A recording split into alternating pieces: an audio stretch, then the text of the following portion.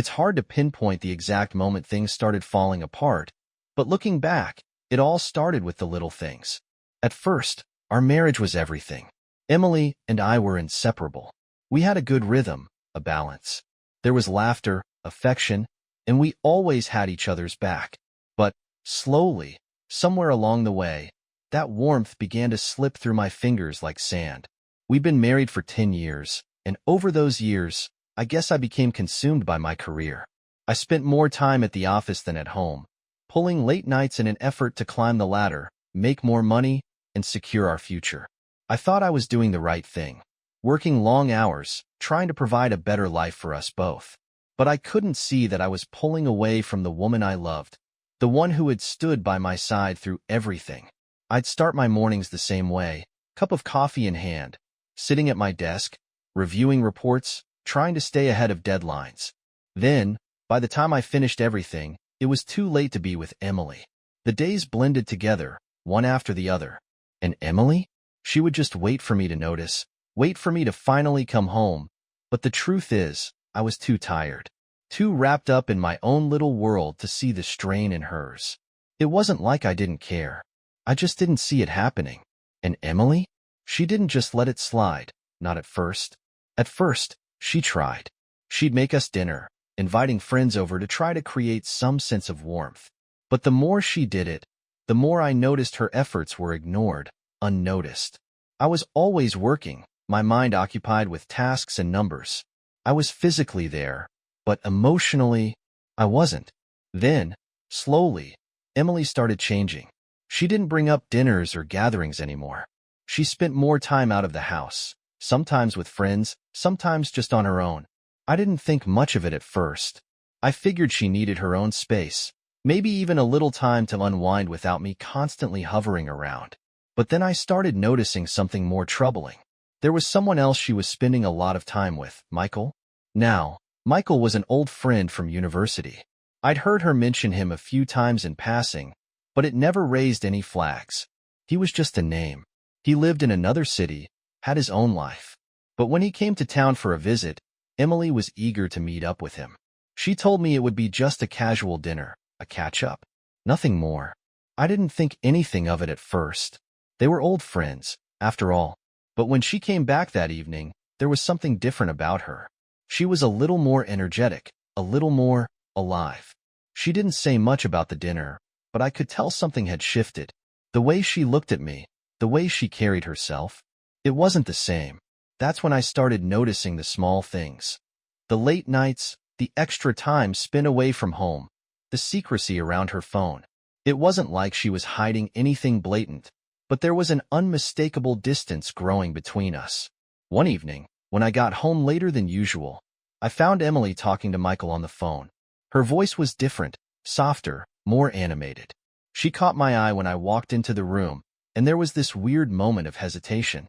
She quickly ended the call, but the damage was already done. Something didn't feel right. I didn't know how to approach it. I wanted to ask, but I didn't want to sound paranoid, didn't want to accuse her of anything without proof. But deep down, I knew something had changed. Who was that? I asked, trying to keep my voice steady, not wanting to sound like I was interrogating her. Oh, just Michael, she replied with a smile that didn't quite reach her eyes. We were just talking about a few things. A few things? It sounded personal. She brushed it off, as if it didn't matter. It's nothing. Just catching up, you know? We've been friends for a long time. I tried to believe her. I wanted to. But the more I thought about it, the more I felt this cold knot of suspicion growing in my stomach. I tried not to overthink it. Maybe I was just being insecure. But the truth was, Emily was slipping away from me. I could feel it. The next few weeks were a blur of growing unease. Emily spent more time with Michael. Sometimes she'd tell me about their conversations, but the details were always vague, never enough to satisfy my curiosity. And I started seeing a change in her, too. She seemed distant, tired, like she was carrying some burden I couldn't touch. One evening, I tried to bring it up.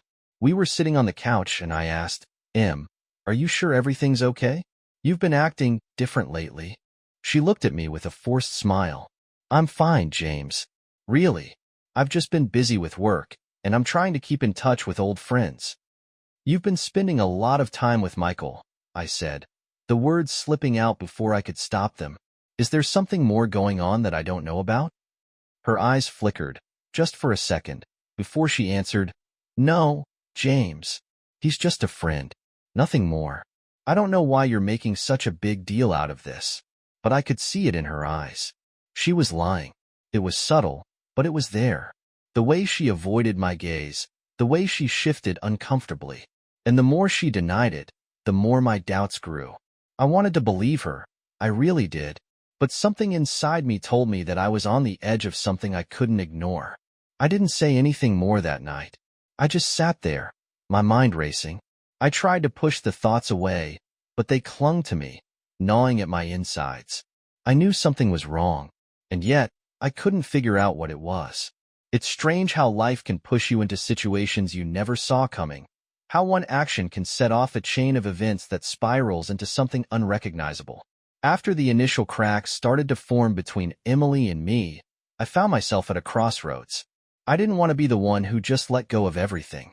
But the more I tried to connect with her, the more distant she became. The frustration built up, and I started feeling like the only way to fight back, to feel some sense of control, was to make her jealous. It wasn't intentional at first, just a way to distract myself from the sinking feeling in my chest. But everything shifted the moment Kaylee walked into my life. Kaylee was the kind of person who couldn't help but stand out. Young, attractive, full of optimism. Everything that seemed to be missing from my own marriage. She was assigned to work with me on several big projects, and at first, I thought nothing of it. But as we spent more time together, something clicked. Her easy smile, the way she listened so intently. It felt good to be around someone who was genuinely interested in what I had to say. We worked late into the night on deadlines, and during those quiet hours, something started to shift between us. It wasn't anything overt, just little moments. The way we joke around, the shared laughter over coffee breaks.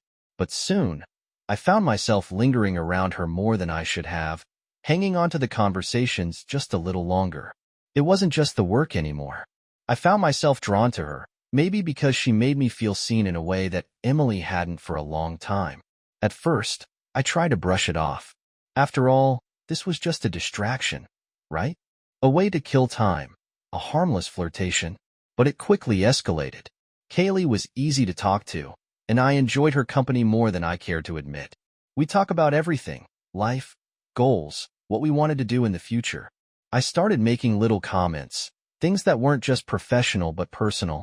I realized, maybe for the first time in years, that I missed feeling desired, that I had been neglecting that part of myself, locked away in the monotony of work and home life. And then it hit me. This was my revenge. I hadn't planned it this way, but when I saw how Emily was pulling further away, when I saw how she was so wrapped up in Michael, I realized I could use this. I could make her feel what I had been feeling, ignored, unseen, forgotten. I wasn't going to cheat, not yet, but I would make her feel what it was like to lose control of something important. So I started flirting with Kaylee more intentionally. At first, it was subtle, a lingering glance, an extra compliment here and there. But as the days went on, it became more blatant. I'd send her texts about work and then throw in a line about how she made the office brighter.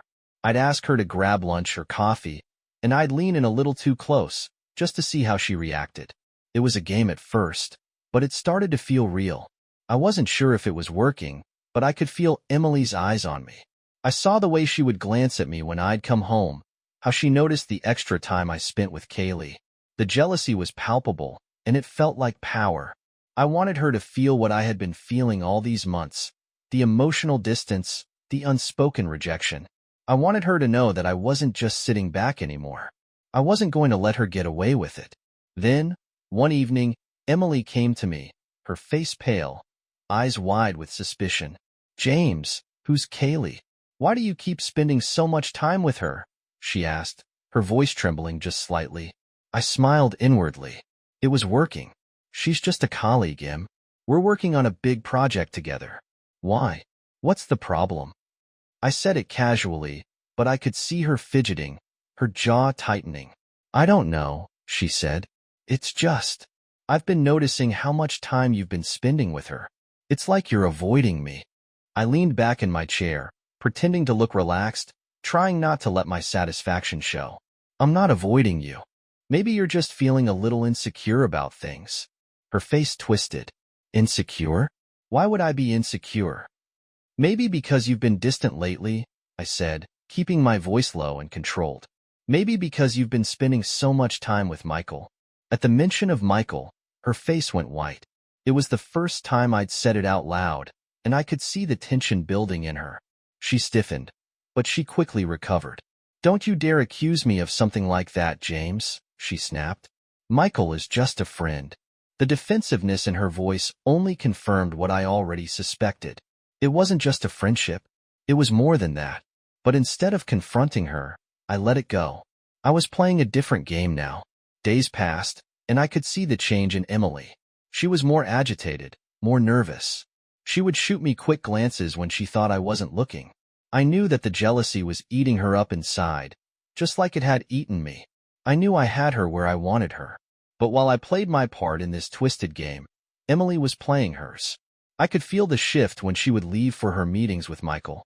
There was something about her, the way she carried herself, the way she avoided looking at me, like she was hiding something. It wasn't just emotional anymore. There was a physical connection between them now. I could feel it, even if she never said a word. One evening, after a party, Emily came home later than usual. She seemed off, like she was trying to shake something off. I didn't ask her where she'd been. I didn't have to. The look in her eyes told me everything I needed to know. She was hiding something. And the truth was, I wasn't sure if I even cared anymore. At that point, all I wanted was to watch her unravel, to see her feel the same helplessness I had been feeling. Because I knew deep down that no matter what, we were both lost. And no matter how much I manipulated the situation, I knew we were already too far gone. It was only a matter of time before the truth came crashing down. I had felt it in my bones, the creeping suspicion, the unanswered questions, the little signs that didn't quite make sense. It was like a dark cloud hanging over me, waiting to burst. Emily had been slipping further away from me, and I knew in my gut that Michael wasn't just an old friend. I needed proof. I needed something concrete, something that could end the guessing, the mind games, the endless internal battle. It wasn't hard to find in the end. One afternoon, when Emily was out, I decided to go through her phone. I knew I was crossing a line, but I couldn't shake the need for answers. I found what I was looking for. The text messages between her and Michael were there, hidden away, like some twisted confession that had been carefully curated. As I read, my chest tightened with every word. She had confessed her feelings for him, deep feelings. She admitted that she was falling in love with him. The messages weren't just casual chats about old times. They were personal, intimate, raw. My heart shattered with each new text. I kept reading, even though I knew I shouldn't. The messages detailed how much she had missed Michael over the years, how much he had meant to her, how much he had given her what I never had. I was nothing to her anymore. In that moment, I realized that all my suspicions were true, and worse, she didn't even care enough to hide it. I couldn't breathe. I felt like I was suffocating. Every word felt like a dagger in my chest, a reminder of the betrayal. My mind raced, my heart pounding in my ears. I wanted to scream, to throw the phone across the room, but instead, I stood there frozen, staring at the screen. I had never felt so utterly destroyed. Eventually, I gathered myself. It was time. I wasn't going to sit in the dark anymore, waiting for her to confess. I wasn't going to let her keep playing me like a fool. When Emily came home that evening, I didn't waste any time. I walked straight to her as soon as she stepped through the door. "I know," I said, my voice steady despite the storm swirling inside me. She froze, her eyes widening. "What are you talking about?" "I know about you and Michael," I said, showing her the phone. The messages were right there in black and white. For a moment, she just stood there, silent. Then, she tried to deflect, tried to play the innocent card. "James, it's not what you think." Don't," I interrupted, my voice cold. "Don't you dare lie to me. I've seen the messages, Emily. I know what's going on." She looked away, her face flushing. but she didn't deny it. Instead, she started justifying it, as if it could somehow make things better. "I don't know why it happened, James," she said, her voice trembling. "You've been so distant, so focused on work. Michael, he's just someone who understands me. He listens. You don't even care anymore. I don't know how to explain it." "Explain it?" I laughed bitterly. "You're telling me you couldn't talk to me? You couldn't come to me and say you were unhappy? Instead, you went behind my back and fell in love with someone else?" She hesitated, and for a moment, I saw it.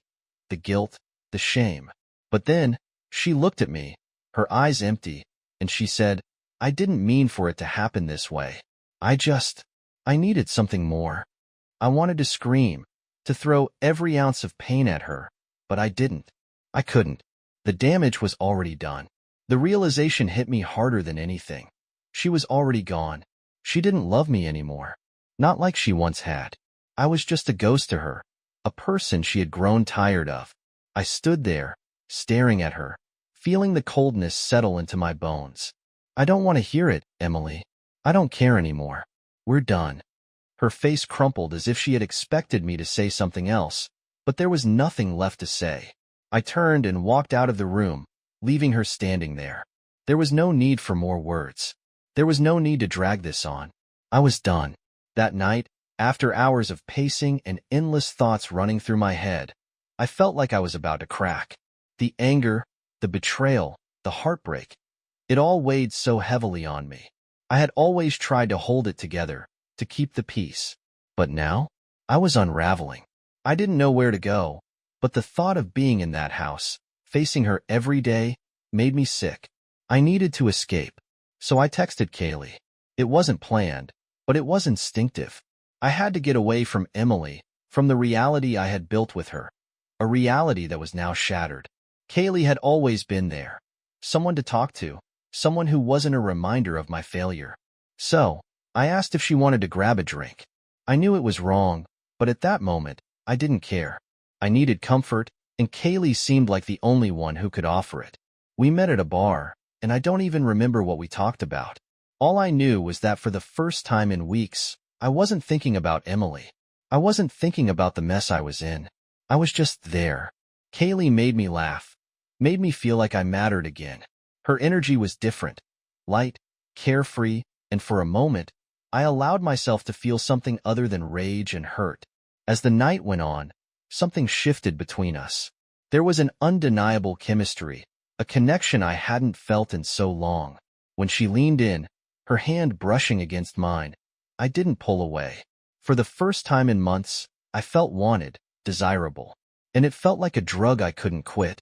But even as I allowed myself to be swept up in the moment, a small voice in my head kept reminding me of the line I was crossing. I wasn't sure what I was doing. I didn't know if this was just an escape or something more. But in that moment, I didn't care. I was too far gone. The betrayal from Emily was still fresh in my mind, still raw, but for once, I wasn't thinking about her.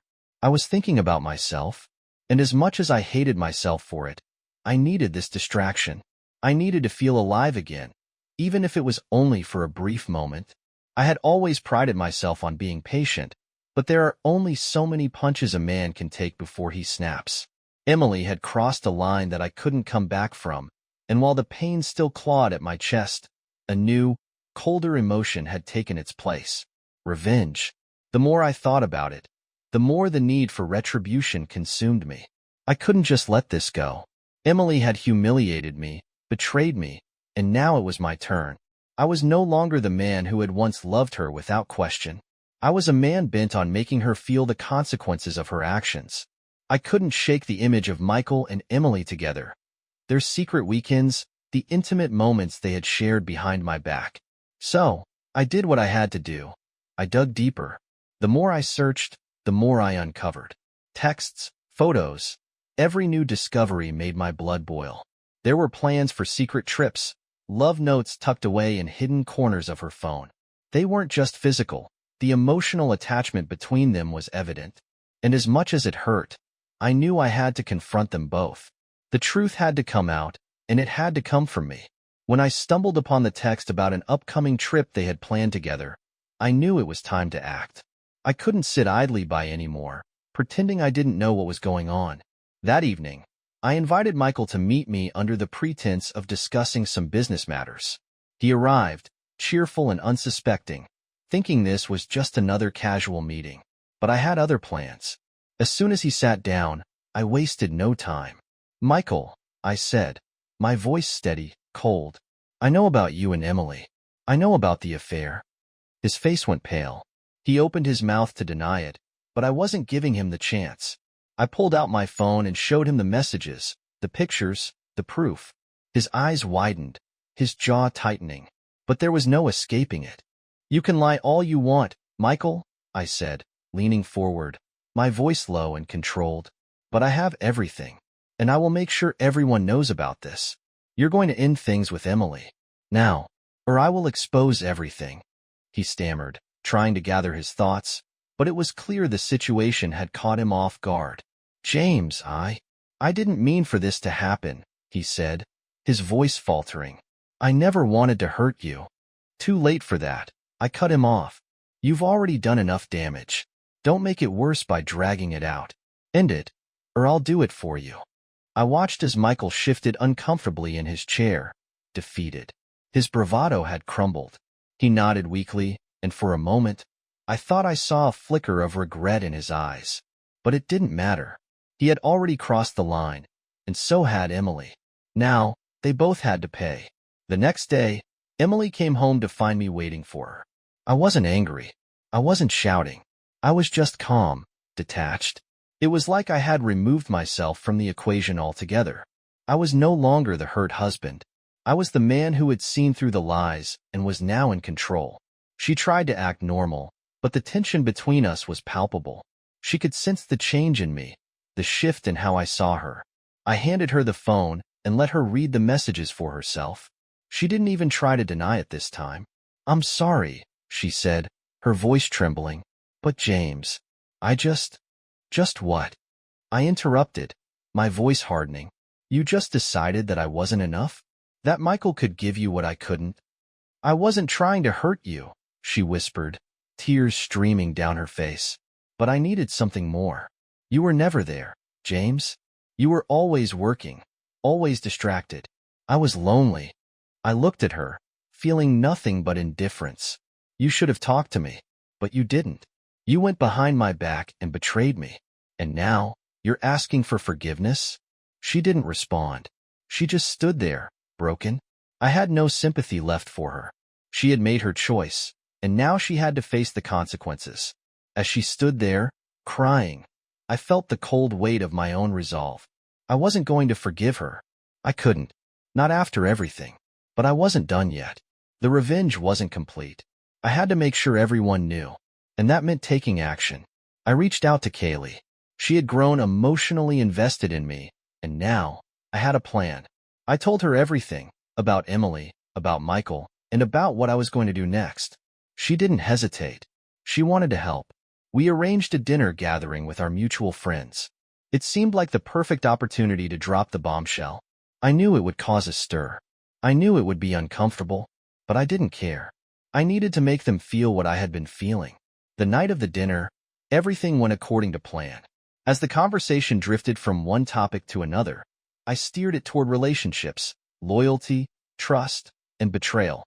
I could see the tension building in the room as I subtly hinted at something none of them knew yet. Then, at the right moment, I pulled out my phone. "Let me show you something," I said, my voice calm but firm. I played the messages aloud for everyone to hear.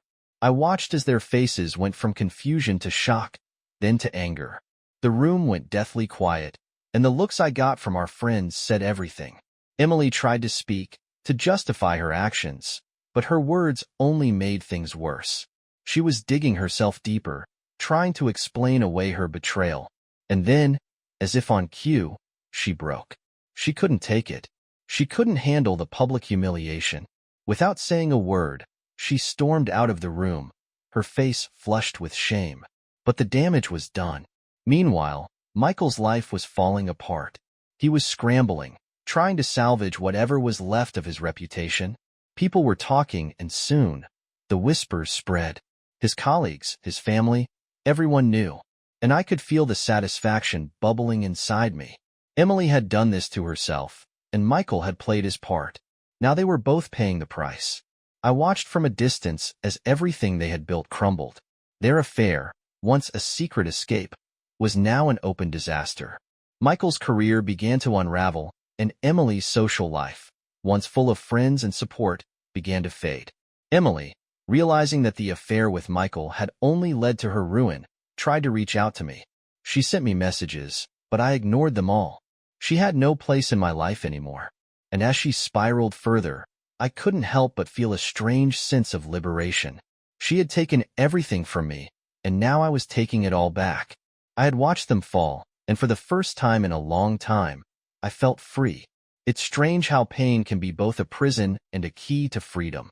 I had spent so long wrapped up in anger and hurt, thinking I needed to destroy everything to find peace.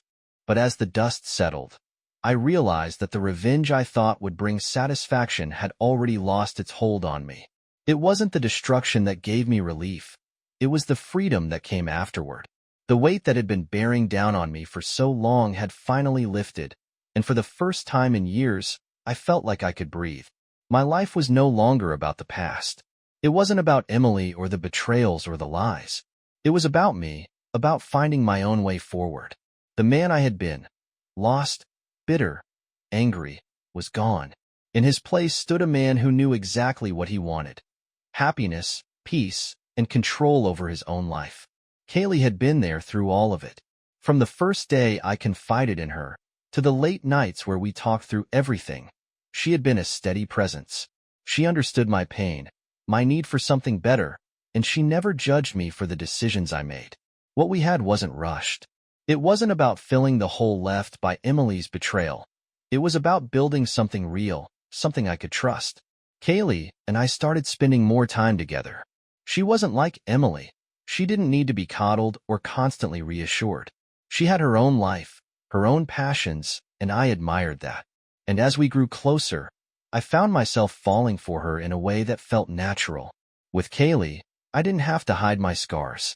She accepted them, and I accepted hers. We built something together that felt grounded in understanding and mutual respect. As we grew closer, I also realized that I needed to focus on myself. My career had taken a back seat for far too long, and I needed to rebuild my confidence, my drive, and my passion for the work I had once loved. I threw myself into my projects, and bit by bit, I started regaining my footing. I felt the confidence I had lost during my marriage return, quietly, steadily, and with it came a sense of empowerment that I had never felt before. Meanwhile, Emily's life was falling apart. I couldn't bring myself to feel sorry for her. After everything she had put me through, she had to face the consequences. She tried reaching out to her family, but they were just as disappointed in her as I was. The affair with Michael had destroyed everything. The trust, the friendships, everything had been shattered, and no amount of apologies could put it back together. She left the city, trying to rebuild a life from the wreckage of her own making. I heard she was staying with distant relatives, trying to figure out where it all went wrong. She reached out to me a few times, asking for forgiveness, but it was too late. The person I once knew was gone, and I had moved on, finally free of the toxic cycle we had created. Michael's downfall was just as swift and brutal as Emily's. His reputation was destroyed beyond repair, and no matter how many apologies he offered, it didn't matter. People didn't forget that easily. His career faltered as clients dropped him, colleagues distanced themselves, and friends turned their backs. He tried to reconnect with Emily, but it was over. Their relationship had already fallen apart, and all that was left was regret. The weight of his own actions crushed him. He had lost everything, and unlike Emily, he couldn't find a way to rebuild. As for me and Kaylee, we began to make plans for the future. We traveled together, exploring new places, enjoying each other's company without the shadow of my past hanging over us. Every trip, every quiet evening spent together, felt like a step forward into something good, something real. It wasn't perfect, nothing ever is, but it was mine. I had made it, piece by piece. And with Kaylee, I didn't feel like I was running away from the past. I felt like I was finally moving forward. I thought about Emily, about everything that had happened, but it no longer held any power over me. I had learned everything I needed to know. I had been through hell, but I had come out the other side stronger. I wasn't angry anymore. I had let go of the bitterness, the need for revenge. I had found peace, and I was ready to embrace the future. One evening, I sat on a beach, watching the sunset. Kaylee was beside me, her hand in mine. It was a quiet moment, but it felt like everything I had fought for. The wind was soft, the sound of the waves soothing. The sun dipped below the horizon, casting a golden glow across the water, and for the first time in a long while, I smiled. I had been through one of the most painful experiences of my life, but now I was here, in this moment, at peace. The anger, the hurt, the fear, they were all gone, and I was ready to move forward. I had closed one chapter, but now I was opening a new one, and this time, it was my story.